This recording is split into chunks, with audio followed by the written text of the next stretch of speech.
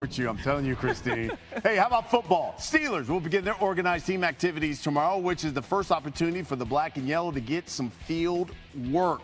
There won't be any contact, but the question is, has Aaron Rodgers made contact with Pittsburgh about signing on with the Steelers?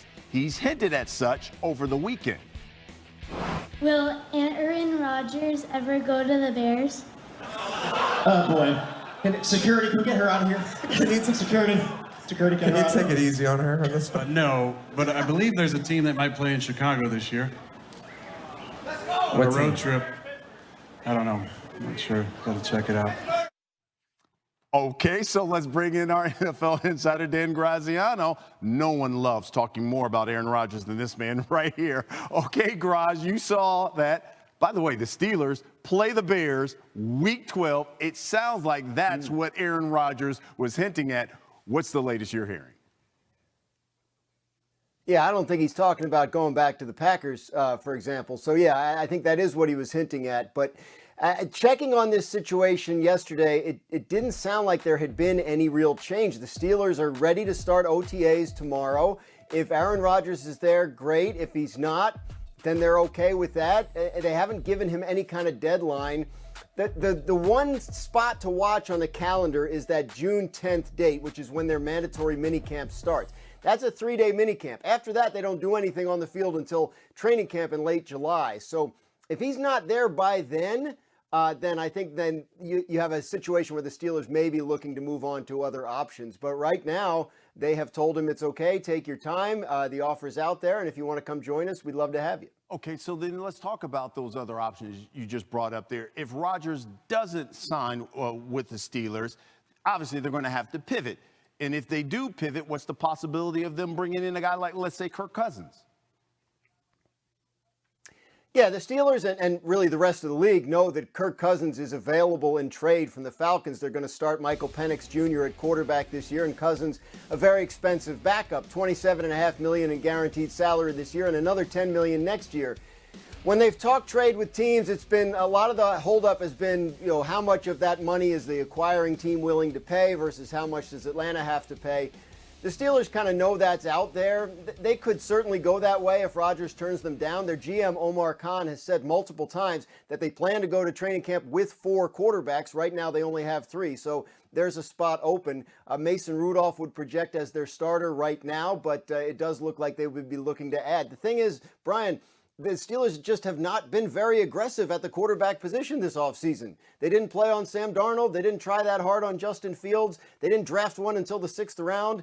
I think that you're looking at a team that just didn't love its options and didn't want to, stretch to get one. Okay, we'll keep our eye on that June 10th date that you set and see if Aaron Rodgers does sign on with the Steelers. That's Dan Graziano with the latest.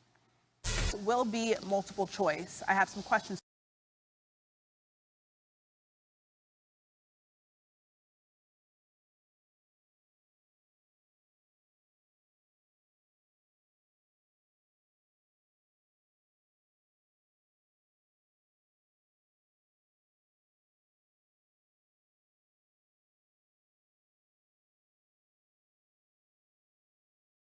For you, Sam Macho. Which AFC team that missed the playoffs last season will make the postseason this year? Here are your options: the Patriots, the Bengals, the Colts, or the Dolphins. Give me B for Bengals. I think Cincinnati's going to be the team that didn't make the playoffs last year, but that will make the playoffs this year. Why? They took a risky move. They re-signed both Jamar Chase and also got T. Higgins to long-term contracts. Why does that matter? Because now your number one passing offense has all of its weapons back.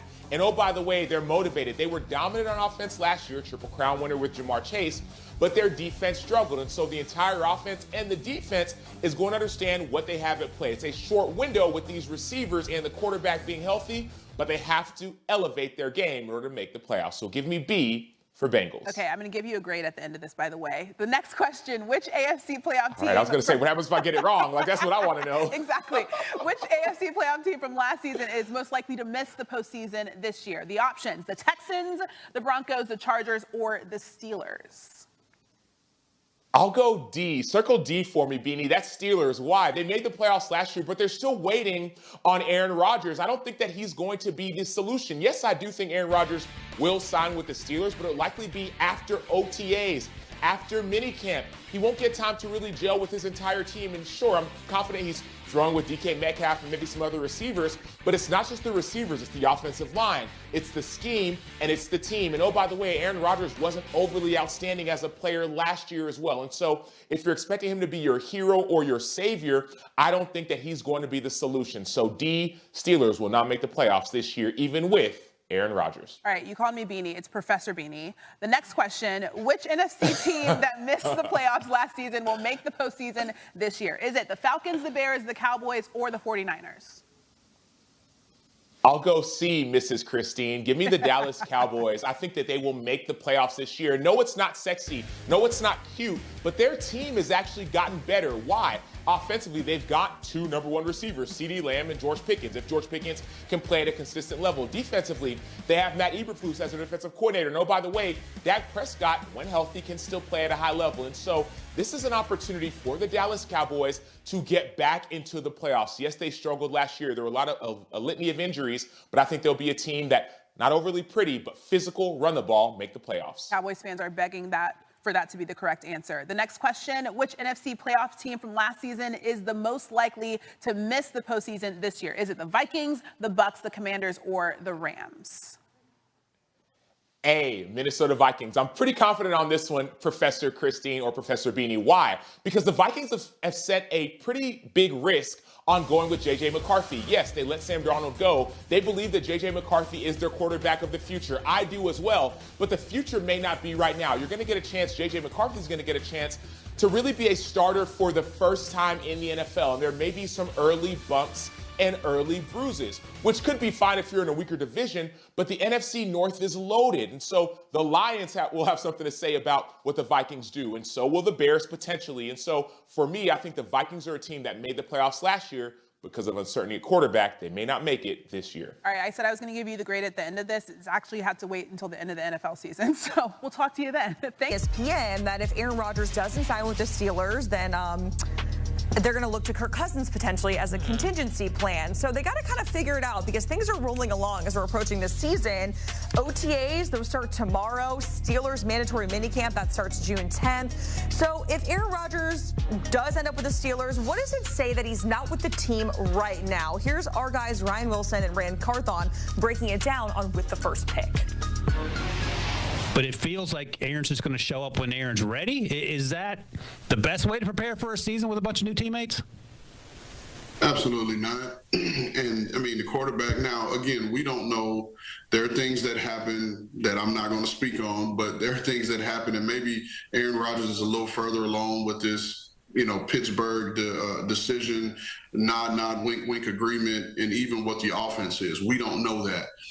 However, I think it speaks volumes for the rest of the team. For a guy that you're going to be counting on as your quarterback, he's not on the field with you right now when this is the time of year that you start to build a bond.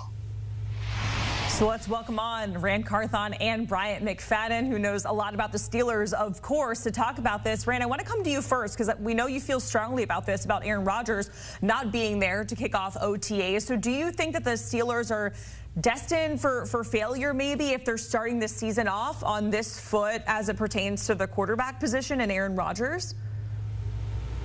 I definitely hope not.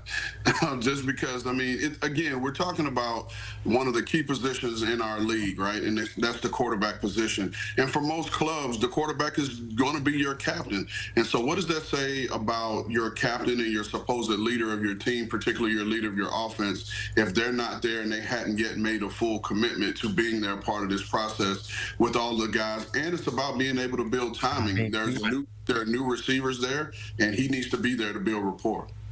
B-Mac, I want to come to you from a player perspective, especially because you've played under Mike Tomlin. You know the culture there in Pittsburgh. If you were on that team right now and Aaron Rodgers isn't there and you are missing that time for timing, for the bond, all of that, how do you feel about the situation as a player on the team right now? You know what? Honestly, I would feel some type of way because this is the first part of structuring a playoff caliber team right now.